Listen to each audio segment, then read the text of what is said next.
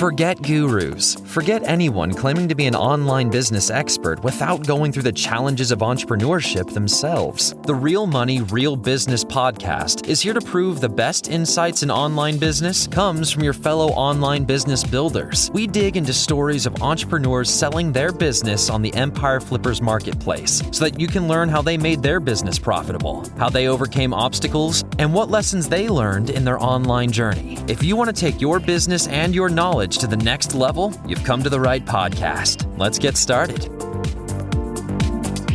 Hello everyone, Craig here with another great business to discuss in this episode of the Real Money, Real Business podcast. Today's guest is Andrea, and he's selling his Amazon KDP business on the Empire Flippers marketplace. So welcome to the show, Andrea. How are you doing today? I'm doing very well, thank you. Great, and it's good to have you on, and we're looking forward to talking more about your business. But before we dive in, let's go over a brief summary of the business. It's an Amazon KDP and business in the hobbies and news and education niches, created in October 2019. The average monthly revenue for the business is $3,139, and it makes an average of $2,768 net profit each month. For everyone listening, you can visit empireflippers.com/marketplace and search for listing 54858 to learn more about the business, or you can unlock this listing to start your due diligence if you're interested in purchasing this asset. So now that I've given a general overview of the business, let's have a look at what's included in the sale. We have the Amazon Kindle publishing account with 53 titles, 44 ebooks, 154 paperbacks and hardcover books, and 50 audiobooks. We have 6 additional accounts for ACX, Authors Republic, and Draft2 Digital, Findaway Voices, Ingram Spark, and Affiliately. We have the domain and all site content and files, an email list with 2,200 subscribers on ActiveCampaign, employee contracts, and SOPs. Okay, Andrea, now let's hear from you. Can you tell us a little about your background in building and running online businesses? Sure, with pleasure. Well, I've always loved to be around the computer. I'm a bit of a nerd. So I was very excited 2 years ago when I discovered the self-publishing business. So how that happened? Well, I simply received a Kobo device as a gift, and I started wondering how those books were going to get produced, because I realized they were not coming from like famous publishing houses. And so after a few months of research and a few courses, I came up with the idea of starting doing that business myself. And that's how I started. Excellent. Yeah, that's an interesting way into online business. So you started learning about publishing books. Can you tell us a little about how you started this business in particular that we have for sale today? Sure. So at first, I experimented with a few books under myself, how to say. And after, since I started seeing that there was a great potential under that business, I decided to structure that a little bit more. So I decided to create a small company. And once I was, a little used with a business model, then I decided to start researching which topic I wanted to build a business around. Well, I always had a couple of big passions, and I decided to follow one of those passions since, it also met the marketing needs. And that's how I started in specific this business.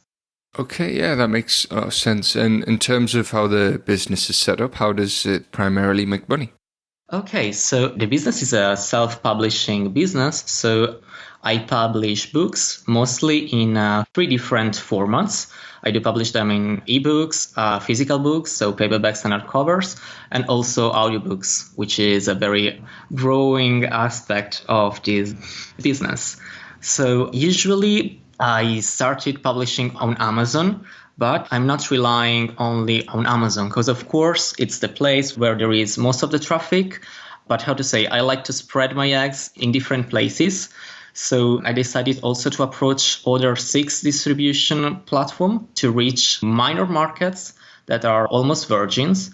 And in this way, I can rely mostly on organic traffic. All you need is good metadata that help you rank a lot. And of course, a good content. And in those virgin markets, might sound crazy, but it seems like Amazon in 2013 when all the publishing business was starting out. And I can see that you have diversified the revenue very well with no more than one product, more than 10% of the total revenue. So yeah, you certainly helped secure the earnings of the business by diversifying off of Amazon. using different publishing channels. So that's really great to hear. I also would like to point out, not only none of the books makes more than 10% of the revenues, but also the revenues are very well spread among those 7, if we include Amazon marketplaces. As an esteem, I would say none of those platforms covers more than 25-30% of the actual revenues. And Amazon, even if it's the biggest marketplace, currently covers around 10% of the income. Yeah, like I mentioned, it's a good way to secure the earnings for the business. So about the businesses and the hobbies and news and education niches, how come was it that you decided to go into these niches? Okay, so at first I started analyzing the market, try to find the best opportunity. And with opportunity, I mean the most boring problem for people that I was able to solve with a nice and helpful answer. At first, I started with education niche, which was pretty interesting and also my passion, as I was mentioning before. And right now, 3/4 of the catalog, it's built around this topic. After a while, I've decided also to explore other niches, which surprisingly worked very well. Even if, I just put my toes into the water, I haven't explored those other niches very much. My main focus was around education. And once again, the idea was never to rely on a single platform, not even Amazon, but actually to diversify as much as possible, because I prefer to risk a little less into diversification instead of pushing a lot of just one platform and potentially concentrating there all the risk. But that's just me. Absolutely, yeah, and it offers buyers more opportunities for growth the more the business is diversified. So, yeah, I mean, sounds like you've set up this business very well. So how come you are selling it right now? So the business currently it's almost in autopilot, okay? Because as I was saying, I'm not currently running any kind of paid ads. You may wonder, well, if this business is hands-off, why are you selling it? And there are 2 reasons. So it's not my primary business. I also have another company on which currently I'm putting most of my focus. And also I'm about to start a 3rd business. And of course, I will need some capital for this 3rd business. So that's the primary reason why I'm deciding to sell this business. With the current business that I'm selling, I haven't created any new content in the last 6 months. I don't run any paid traffic. And I think there are a lot of potential of growing this business. For example, imagine adding pay-per-click traffic or growing and monetize the email list. Yeah, books are a very good way to build a strong email list and potentially use that also as a funnel to sell higher ticket products. For example, in the education niche could be collect a lot of emails to sell high ticket courses or physical products and so on. And why I'm not doing that myself? Well, because I'm just one person. I have 24 hours and I'm already, as I said, putting a lot of focus and time and work on my primary business. And right now I'm about to start the 3rd one. So, I would really like if someone else could actually take this business and grow it in my place, because I definitely think that there is potential. Yeah, so let's talk about that potential then. What are the major growth opportunities you think there are for this business? Okay, so I would start mentioning running ads. Once again, all the traffic that I currently receive is 100% organic, and running ads directly on the booked platforms such as Amazon Ads or on Facebook and Google can multiply the business income and increasing a lot the value of its assets. The second point I would point is email list.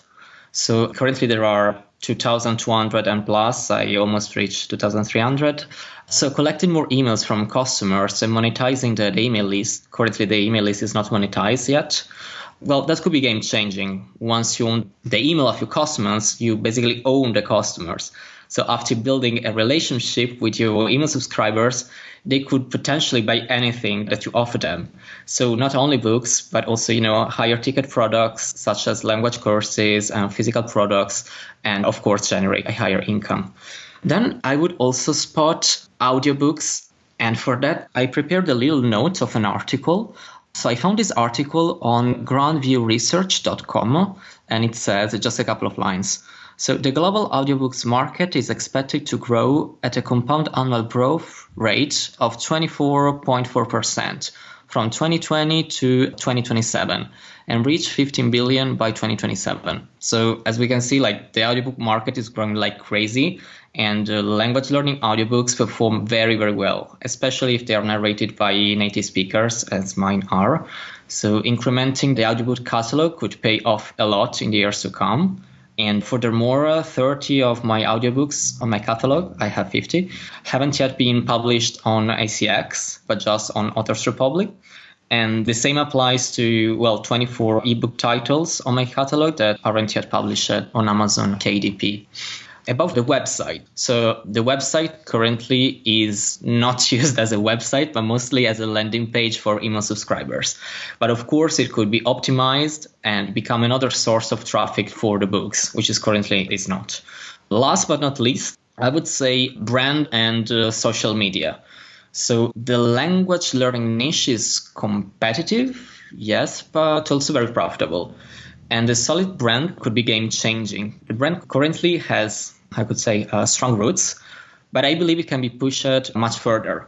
So building a solid social media presence can be a great help towards this goal. Yeah, that's a really interesting data point about the audiobooks industry. It certainly seems that audiobooks are growing in audio in general with Siri and Alexa, and those it definitely seems technology seems to be heading that way. So yeah, very interesting stuff. So is there anything you've learned from this business that you will apply to your other businesses? Yes, I've learned that people do judge book by their covers, so it's not true the other way around. So yeah, having a great cover, it's fundamental. I mean, your content could be the best, but if the cover is not attractive, nobody will even purchase your book and therefore access your wonderful content. At the same time, you cannot base your business on beautiful covers because, of course, a good cover will generate the first sales.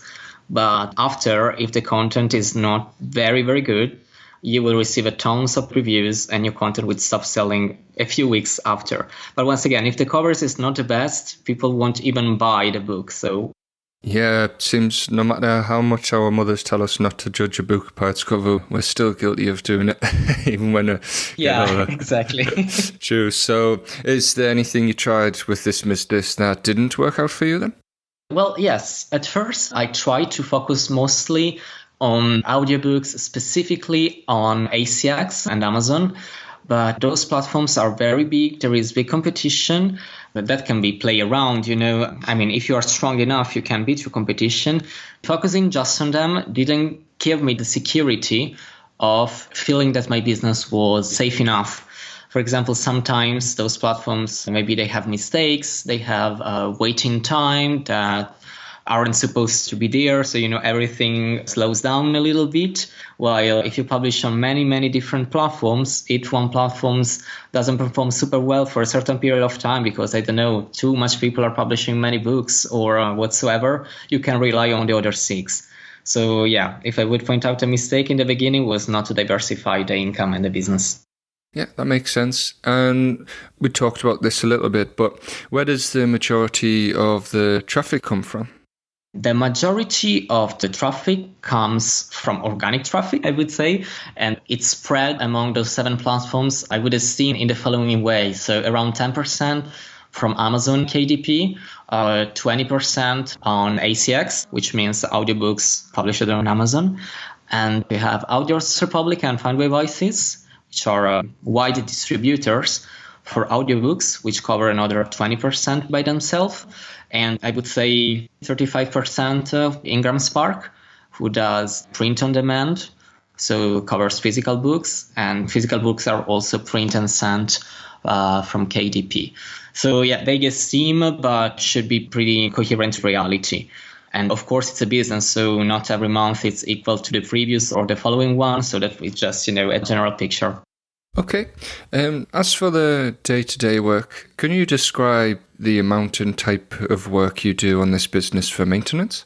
Yeah, so usually there is not that much work involved into that. As I was mentioning, I spent most of my focus, work and time on my primary business. So I would say I spent around a couple of hours per week, could be more, could be less.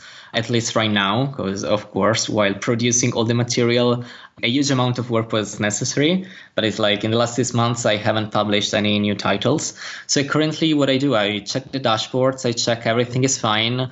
I might play a little bit around with prices or try to experiment new pricing strategies, or I publish new edition when necessary, or I try to explore and see if there are new platforms available for distribution and potentially, expand again the diversification. So that's what I do currently right now. Basically, almost nothing.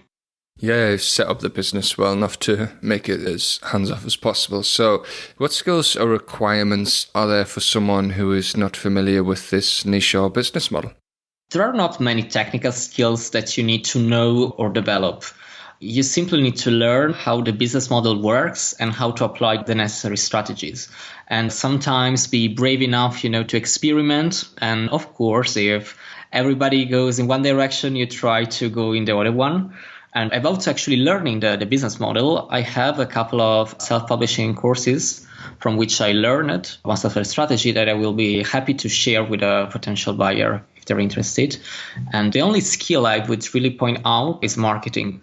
Of course, if you're good at marketing, it's a skill that can be played with any business, and the publishing business one is not an exception. Otherwise, usually technical skills are assigned to freelancers and they will take care of it brilliantly. And of course, I can share all the contracts I have developed and in those 2 years. Yeah, it seems business is ready to plug in and play for the buyer to take it to the next level. So what do you think are the biggest risks with this business that a buyer should be aware of? As in every business, there are risks, and we have to accept that. So trends can go away and new trends can appear. And of course, some books can die off. That's normal.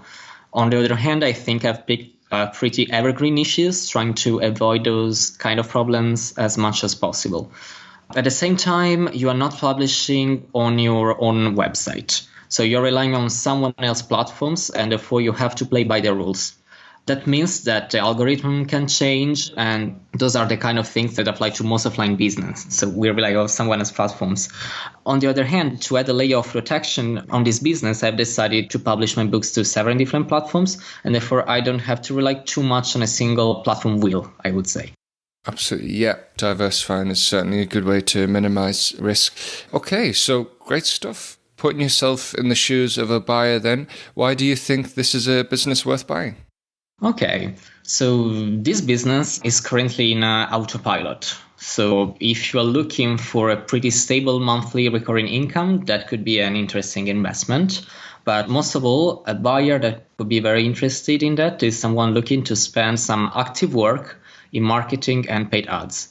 Currently, the business is like a beautiful show with a small audience. The show is already there and it's well prepared. You just need to grow the audience and the business could really skyrocket. So yeah, it's a nice way to put it. So regarding the sale of this business, would you commit to a non-compete? Yes, of course. And how much support are you willing to offer buyers? Are you going for the standard 30 days of email and Skype support? I set the standard 30 days of email support, and I think that's more than enough to ensure a smooth transition. But of course, if a call or several calls are needed, it won't be a problem at all. I'm emotionally attached to those books, so I really would like to see them growing and performing at their best. Therefore, I'm more than happy to help at the best of my possibility the new potential buyer. And are you open to negotiating something like an earnout? Well, the business, it's not like a multi-millionaire business, so I don't think that's necessary. Okay, anything else you'd like to share that I might have missed? No, I think that's pretty all, at least from my side. Brilliant. Well, thank you very much for your time, Andrea. It's been great talking to you.